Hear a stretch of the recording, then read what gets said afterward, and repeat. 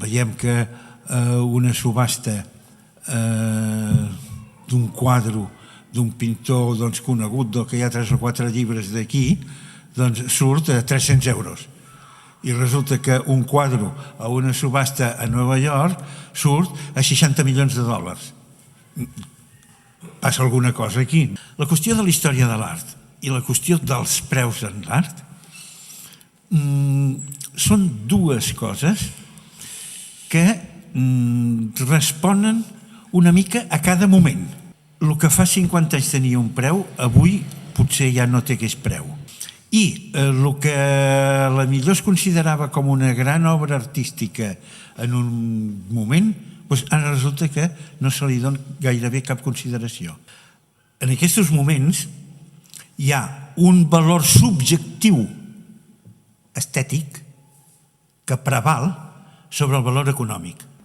Però arriba un moment que això comença a canviar. Després de la Segona Guerra Mundial, mica en mica es va imposant cotització americana i es va imposant cultura americana.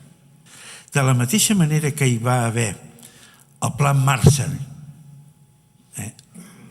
per rehabilitar l'economia europea i que favoria naturalment els Estats Units, hi va haver un pla cultural, un pla Marshall cultural, per imposar el que és els arts, la cultura, l'art, el cinema, tot l'americà, a Europa i al món. El que importa és imposar uns determinats artistes. Ja no es tracta de si és un artista bo o no és un artista bo. Cada vegada es ven menys un artista, sinó que es ven més, diguem, una obra, diguem-ne, artística o un producte artístic, que no té res a veure. S'ha anat reconduint el món de l'art al comerç general, la marca. El que es ven és una marca, no és una obra. El que es ven és un Warhol. És que el Warhol ni l'ha pintat. Porta la firma del Warhol. I no només això. La marca de quin col·leccionista ve. És que si ve del Saatchi, ostres, és que si ve de la col·lecció Saatchi, és una marca. Però és que a la col·lecció Saatchi, vull dir, hi ha quadres que no valen res. Però és de la col·lecció Saatchi. És que ho subhasta la Christie's. No ho subhasta qualsevol. Bueno, la Christie's també subhasta obres que tampoc no són res de l'altre món. La marca supleix el judici crític. Quan diuen, és que els crítics no serveixen per a res, però què collons vols que serveixin? Si hi ha el senyor Staggi que diu que allò val 12 milions d'euros i tu ja pots dir que allò és un idiotès. Qui és un pobre crític d'art?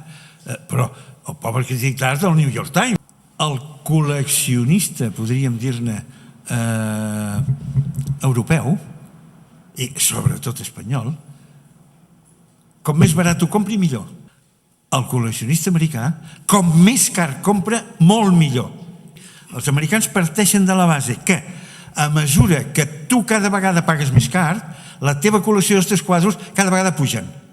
O els passen a museus amb unes desgravacions que com més han pagat més desgraven.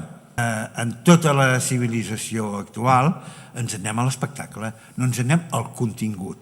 I tot s'ha devaluat. Les arts tenen un departament de best-sellers. Però què vol dir un departament de best-sellers? O sigui, només busquen un producte de l'espectacle, de la venda. No busquen que sigui una novel·la collonuda.